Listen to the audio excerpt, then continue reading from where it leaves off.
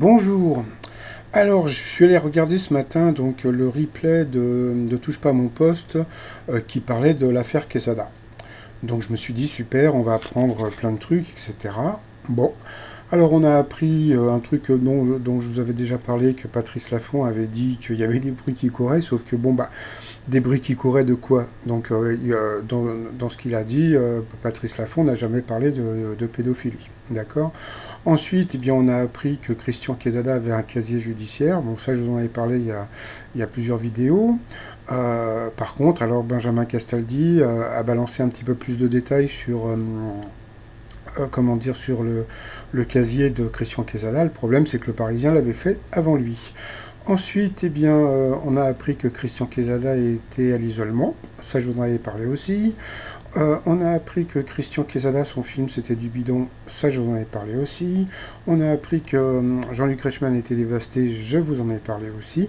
Donc, en fin de compte, on n'a rien appris du tout. Donc, ce qui s'est passé donc, dans l'émission, c'est que, bah, comme d'habitude, bah, Cyril Hanouna a encore fait de l'anti-TF1. Donc, au lieu de casser TF1 comme il fait d'habitude, bah, là, il casse la prod. Donc, voilà, il va casser la production en disant que, bon, bah, la production aurait pu demander son casier judiciaire à Christian Quesada.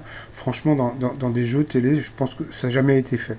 Que ça soit sur la 1, la 2, la 3 ou la 4, ça n'a jamais été fait. Donc Cyril Hanouna balance comment dire, des buzz comme ça, juste, voilà, juste pour faire de l'anti-TF1.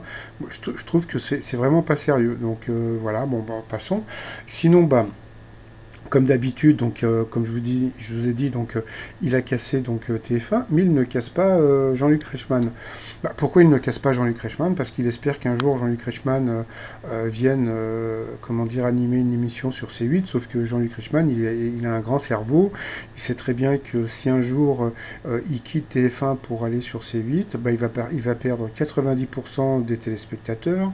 90% de et 90% de son salaire, puisque bon, bah, si vous vous rappelez, bah, William Lémergie sur la 2, il cartonnait comme un malade tous les matins, bah, maintenant il fait un petit 200 000 téléspectateurs tous les midis, donc ça veut dire que plus personne ne le regarde.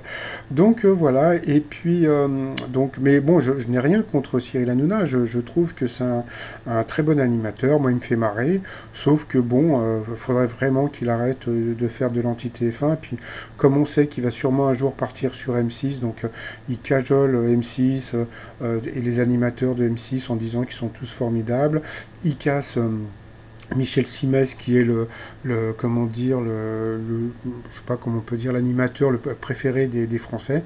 Donc bon, bah, je trouve que vraiment, il y a des moments, il devrait rester un peu, comment dire, comme on dit, straight, droit, quoi. C'est-à-dire que bon, il a trop de parti pris, de vengeance. Bon, voilà, quoi. Bon, bah, comme je vous ai dit, moi, il me fait bien marrer, mais bon, voilà, quoi.